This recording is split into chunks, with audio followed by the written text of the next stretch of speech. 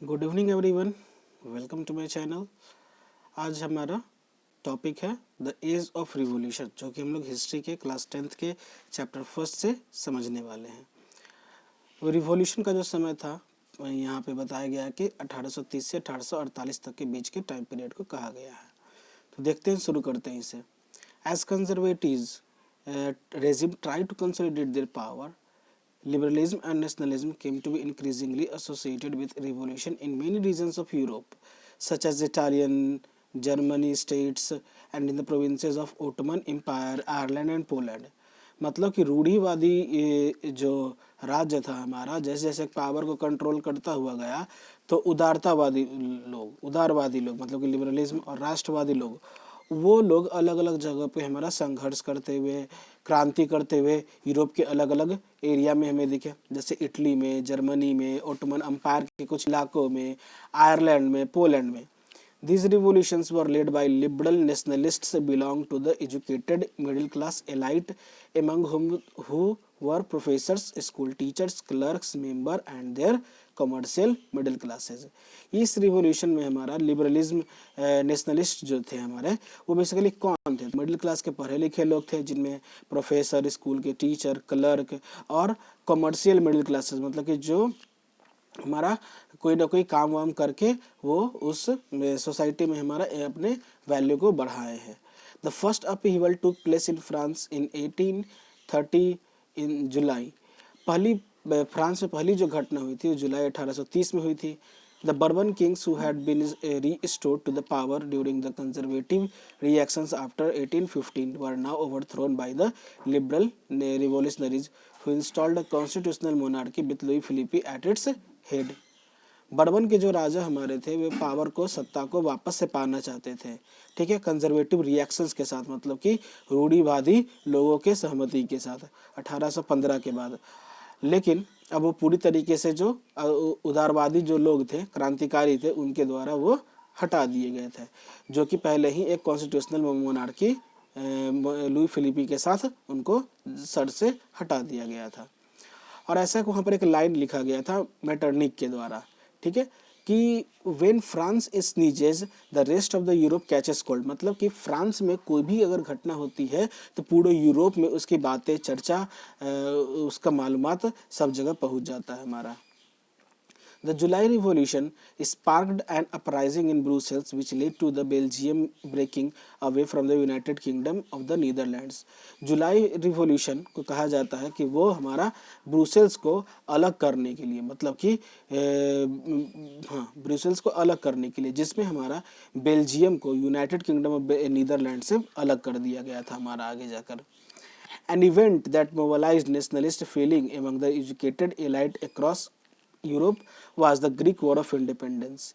एक घटना जो कि बहुत सारे लोगों में ये फैल रही थी, पढ़े लिखे इलाइट लोगों में, ठीक है, यूरोप में, जो कि क्या थी? Greek war of independence. Greece had been a part of the Ottoman empire since 15th century. Greece जो थे, ठीक है, वो ओटोमन साम्राज्य के 15वीं शताब्दी से ही एक पार्ट थे, हिस्सा थे।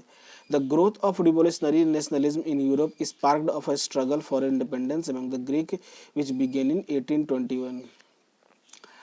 जो भी हमारा यूरोप में राष्ट्रवादी को लेकर, घटना को लेकर हमारा क्रांतिकारी लोगों का जो ग्रोथ हो रहा था, वो हमें एक सिग्नल की तरह समझिए कि काम कर रहा था कि आगे किस प्रकार आज़ादी के लिए संघर्ष किया जाना है। ग्रीक लोगों में ये शुरुआत 1821 में ही हो गया था। Nationalists in Greece got support from Greeks living in exile also. जो लोग कैद में थे, जेल में थे, उन लोगों के द्वारा भी राष्ट्रवादी लोगों को वहाँ पर सपोर्ट मिल रहा था।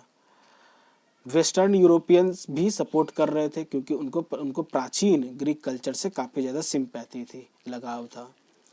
Poets and artists laud Greece as the cradle of European civilisation. कवि और कलाकार ग्रीस को समझते थे पालने की तरह है यूरोपियन सभ्यता का, और mobilised public opinion to support its struggle against Muslim empire. और लोगों को घूम घूम कर बताया जाता था, लोगों से राय लिया जाता था कि क्या हमारा जो स्ट्रगल है, संघर्ष है एक मुस्लिम एम्पायर के खिलाफ, वो उसमें आप सपोर्ट करिएगा या नहीं करिएगा। The English poet Lord Byron organized funds and later they went to fight in the war। जो कवि थे, अंग्रेजी कवि थे लॉर्ड बायरन, उन्होंने पैसा वगैरह वगैरह जमा किया और युद्ध में लड़ने के लिए भी वो गए, जहाँ पर उनके फीवर के कारण मृत्यु हो गई थी 1824 में। और अंत में ट्रीटी ऑफ कॉन्स्टेंटिनोपल हमारा 1832 में समझौता ये लगा, जिसमें ग्रीस को हमारा एक आज़ाद राष्ट्र की ओर हम लोग देख सकते हैं। चलिए आगे देखते हैं। The romantic imagination and national feeling. तो इसमें क्या कहा गया है कि राष्ट्रवाद का विकास जो है सिर्फ हमारा युद्ध और क्षेत्रफल को बढ़ाने से नहीं होता है। कल्चर प्लेड एन इम्पोर्टेंट, संस्कृति हमारा एक इम्पोर्टेंट रोल प्ले करता है उसमें, किसी भी राष्ट्र के अलग अलग आइडियाज़ को जानने के लिए। कलाकार हो गए, कवि हो गए, स्टोरीज हो गए, कहानियाँ हो गई, म्यूजिक हो गया, ये सभी लोगों को फीलिंग जनरेट करने के लिए, लोगों में आम फीलिंग, कॉमन आइडेंटिटी के लिए काफ़ी ज़्यादा काम करता है। तो देखते हैं इसमें, let us look at the, सबसे पहले इसमें रोमांटिसिज्म की बात किया गया है। ये एक कल्चरल मूवमेंट है हमारा, जो कि डेवलप हमारा होता है कोई न किसी सभी के बीच में हमारा, जब तक राष्ट्रवाद का एक फीलिंग लोगों के मन में न बैठे। Romantic artist and poets generally criticise the glorification of reason and science. जो रोमांटिक आर्टिस्ट हैं, ठीक है, और कवि थे, वे किसी न किसी कारण के वजह से इस विरोध किया करते थे, ठीक है, और उनका कुछ ना कुछ उसमें मतलब होता था, और बेसिकली वो फोकस करते थे इमोशंस पे, इंट्यूशन पे, मतलब क्या अंदर से हमारा फीलिंग आ रहा है, मिस्टिकल फीलिंग्स से, ठीक है। उनका जो कोशिश था वो हमारा इसीलिए था कि किस प्रकार लोगों में हम कल्चरल हेरिटेज की बातों को ला सकते हैं और लोगों को कैसे बता सकते हैं कि राष्ट्र बनेगा तो हम सभी लोग उसमें एक ही हैं, उनमें हमारा एक कॉमन कल्चरल पास्ट जुड़ा हुआ है। अदर रोमांटिक्स, रोमांटिक फिलोसफर भी थे, जैसे जॉन गॉटफ्राइड हर्डर 1744 से 1803 तक। उन्होंने बताया था the true German culture was to be discovered among the common people. असली जर्मन सभ्यता या फिर कई संस्कृति अगर देखना है तो आम लोगों के बीच ही देखने को मिलेगी। The Das walk it was through, उन्हें जिसमें फोक गाना मतलब लोकगीत जिसको कह सकते हैं, लोक कविताएं हो गए, लोक नृत्य हो गए, ठीक है, ये सभी जो है एक राष्ट्र के स्पिरिट को मतलब आत्मा को जगाए हुए बांधे हुए रहती है। नेशन को यहाँ पर वो वोल्सगाइस्ट कहा गया है, काफ़ी ज़्यादा वहाँ पे पॉपुलर था। इसलिए सो कलेक्टिंग द रिकॉर्ड, इन सभी चीज़ का रिकॉर्ड रखना फोक कल्चर का, ये हमारे लिए क्या था, बहुत ही आवश्यक था। किस लिए, क्योंकि इसके हेल्प से हम लोग नेशन बिल्डिंग का काम कर सकते हैं, ठीक है। The emphasis of vernacular language and the collection of local folklore was not just to recover an ancient national spirit। मतलब कि इन सारी भाषाओं का, ठीक है, और लोकल अलग अलग जगह की जो कहानियाँ हैं उसको सिर्फ हम लोग सामने ला सकते हैं, लाएंगे तो उससे सिर्फ राष्ट्रवाद की फीलिंग जनरेट नहीं होगी, बल्कि वो हमें आगे की ओर मॉडर्न मतलब कि आधुनिक राष्ट्रवाद की ओर भी ले जाने का संदेशा हमें देगी।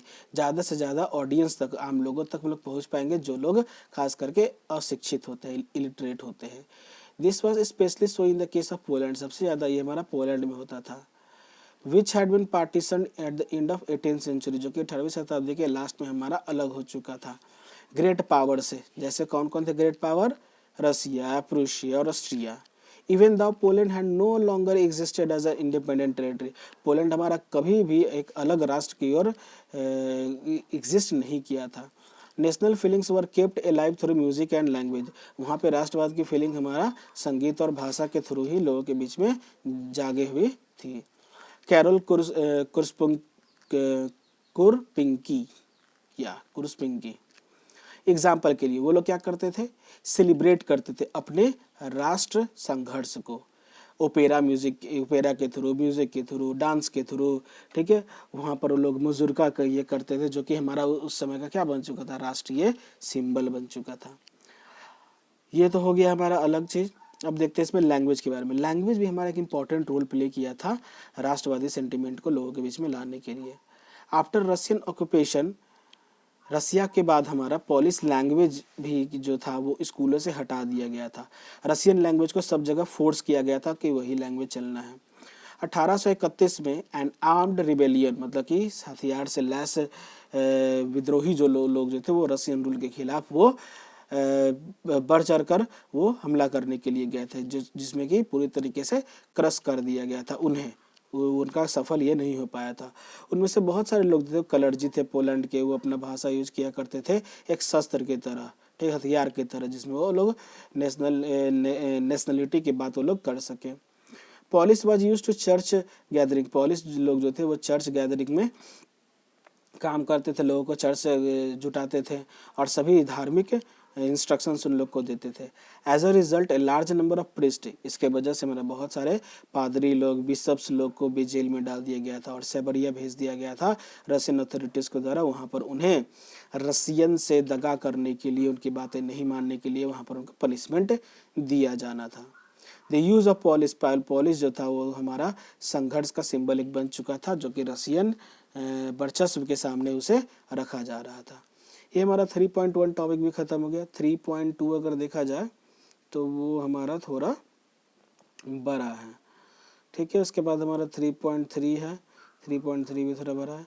सोच रहे हैं कि आज ये इस वीडियो में हम लोग इसको क्या कर सकते हैं, 2 पार्ट में बांट सकते हैं। 3.1 हो गया, अब 3.2 जो हमारा है और 3.3 जो हमारा है उसको मैं सोच रहा हूँ कि उसको मैं नेक्स्ट टॉपिक में कर दूँगा, क्योंकि बहुत ज़्यादा वीडियो जो हो जाती है काफ़ी बड़ी हो जाती है, तो सभी लोगों को समझने में दिक्कत हो जाती है, ठीक है। चलिए, तो ये इस वीडियो में हम लोग इतना ही रखते हैं। हंगर, हार्डशिप और पॉपुलर रिवोल्ट जो है उसको हम लोग इसको नेक्स्ट पार्ट में रख लेंगे, ठीक है। ओके, अगर कोई भी कुछ डाउट है तो आप लोग ज़रूर कमेंट कीजिए, मुझे ज़रूर बताइए कौन से नेक्स्ट बुक या किसी और सब्जेक्ट के बारे में क्या समझना है, वो आप कमेंट में करके ज़रूर बता सकते हैं। Okay, thank you.